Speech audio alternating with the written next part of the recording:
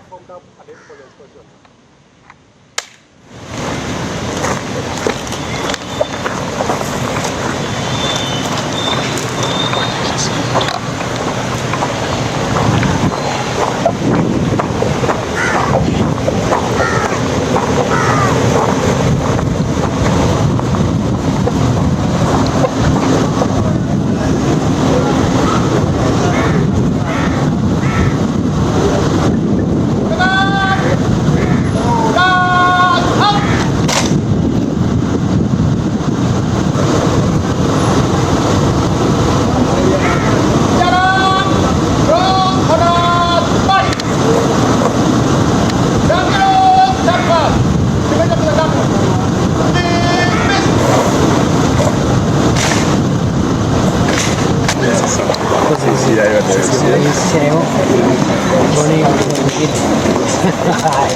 Good morning.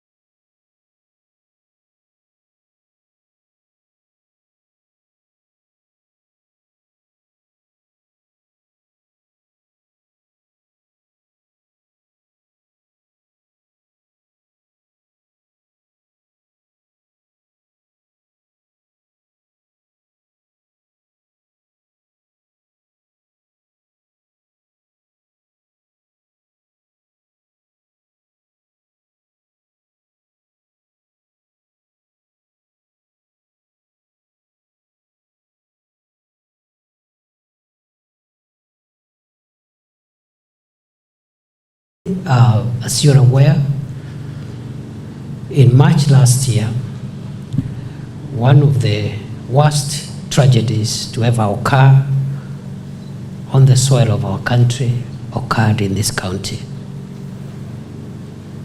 Just north of Malindi, at a place called Shakohola, we lost so many people, brothers and sisters who met their death in the hands of a criminal organization purporting to be an organization of faith. People were clearly terrorists and criminals, dangerous criminals, organized criminals who were posing as men of religion, destroyed so many souls on the soil of this county. That tragedy in Shakohola Forest, and particularly Chakama Ranch, remains a very, very shameful blot in our history and also in our society, generally as a country. We continue to send our sympathies to the families that lost their loved ones, and this morning we have also reviewed where we are in terms of closure and justice, because that's what now remains. As you're aware, the experts who have been helping us to identify our departed brothers and sisters have made some progress in terms of profiling the 429 bodies that have been lying at the hospital in Malindi. And we've started releasing bodies. 4 were released yesterday. Another will be picked today.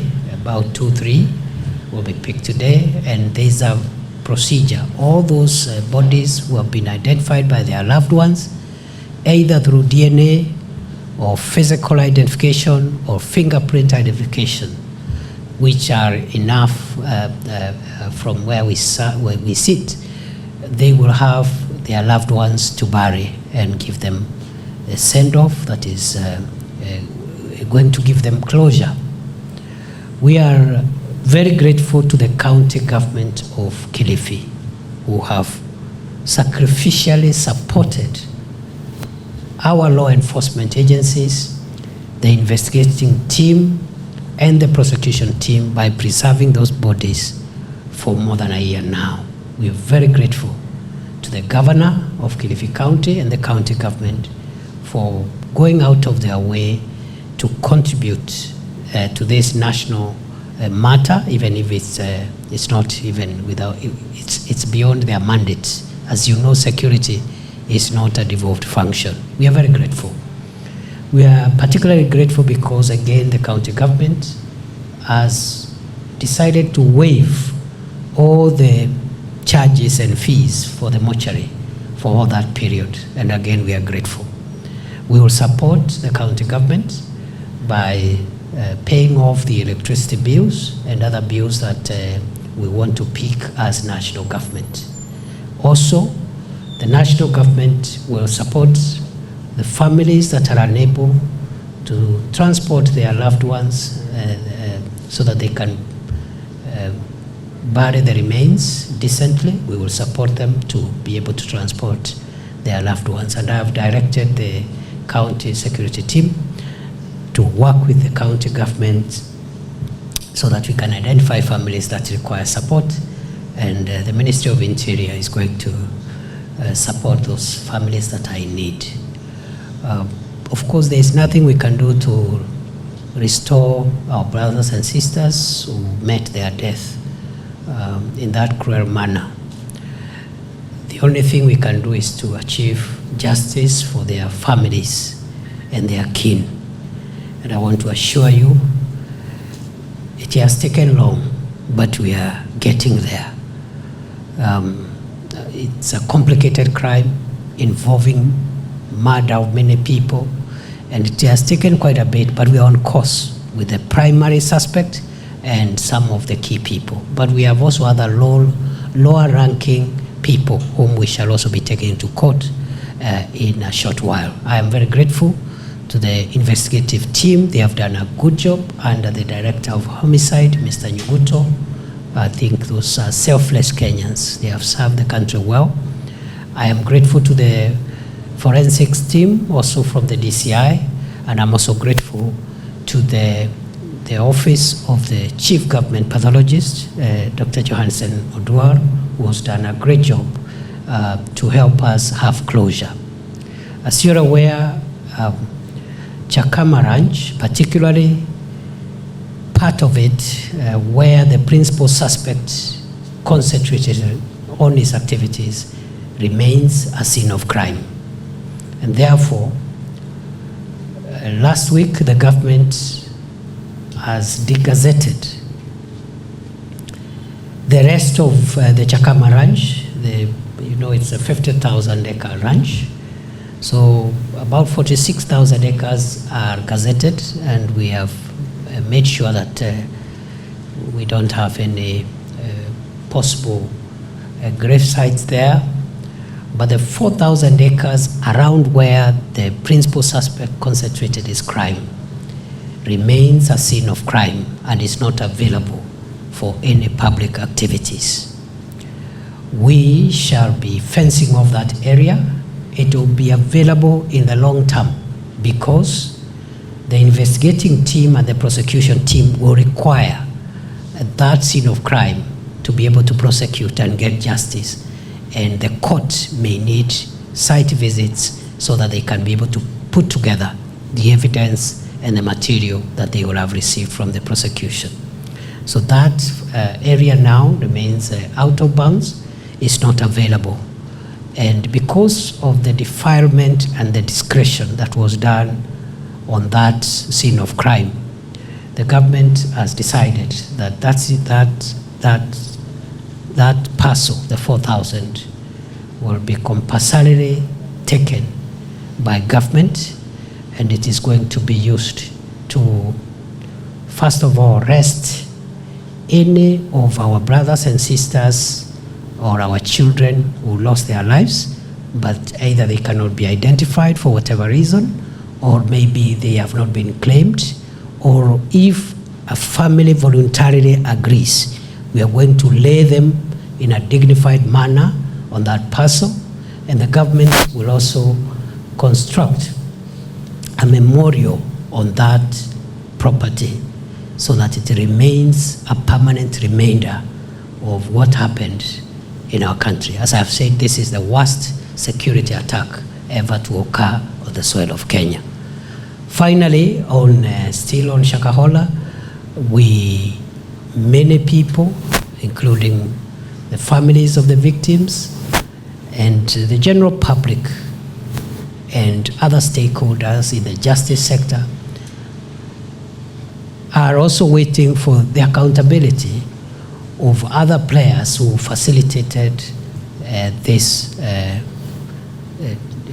massacre. As you are aware, when this thing occurred, the president did set up a commission of inquiry under the Commission of Inquiries Act, headed by a judge, which mandate is actually now to deal with the accountability of public officials and other players whose action or inaction, conduct or misconduct may have contributed to the death of our people. As you are aware also, this being a very litigious society, somebody went to court and blocked the operations of the Commission of Inquiry. There is an injunction, and we are hoping that that injunction is lifted as soon as possible. As soon as it is lifted, the process of accountability of public officials, including security managers who are in charge when that massacre happened, will happen. And that Judicial Commission of Inquiry will recommend prosecution and other measures, including dismissal, lustration, condemnation, vilification, anything that, any form of punishment that can shame those of us who had an opportunity to mitigate that occurrence and they did not. Either they didn't care, or they ignored it, or they underestimated it, or they just looked the other way. So I just want to urge the people of Kenya just to be patient a little bit. We will reach there. As I said, on the very many visits I did to the scene of crime last year, the government of Kenya has nothing to hide. And we will go full hog to ensure there is full accountability. So those are the things that had brought me to Kilifi this morning. It's good to see all of you. Yangu ni kuwashukuru kwa sababu sana sana wanahabari mumetusaidia sana kuhamasisha umma. Na nyinyi pamoja na vikundi visivyokuwa vya kiserikali mmekuwa mstari wa mbele. Nyinyi hata ndio mlitusaidia, ndio haya mambo vile yalikuwa yamekita misisi hapa yakajulikana, and we salute you for that patriotism. Tunawashukuru sana wale wote ambao walisababisha vifo vya watu wa taifa la Kenya. Watapatana na sheria.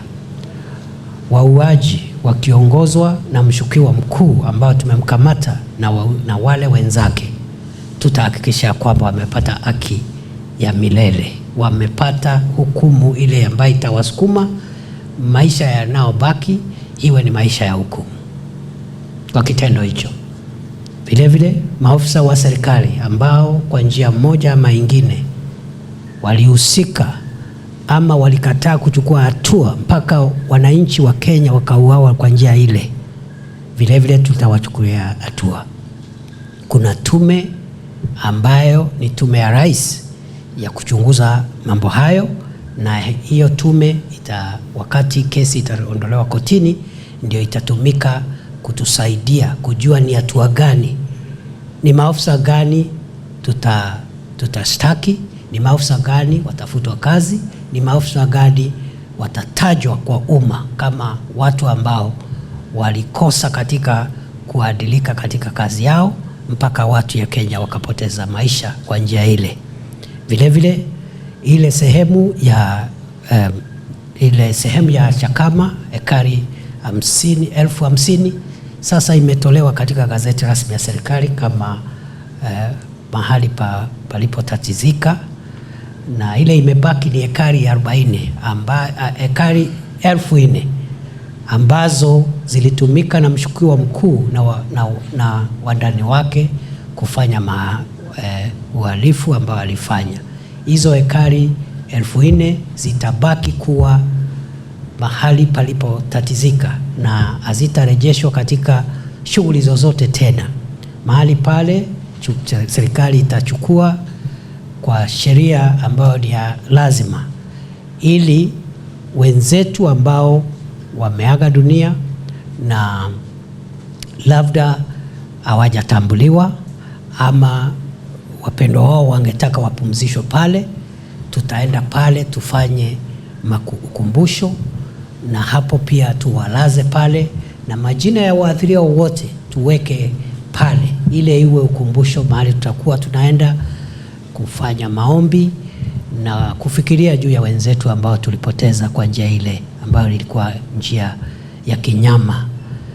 Vile vile nashukuru serikali ya kaunti ya Kilifi imetusaidia kwa njia kubwa. Mili hiyo imewekwa hapo mwaka mzima na serikali ya kaunti haijalipisha pesa yoyote, na tunawashukuru. Tutalipa ile bili iko ya stima kama serikali kuu, na vile vile familia ambazo hazina uwezo wa kusafirisha wapendwa wao nyumbani, Wizara ya Usalama wa Taifa itagharamia mpango huo, ili wale wapendwa wale watu waweze kupumzisha wapendwa wao.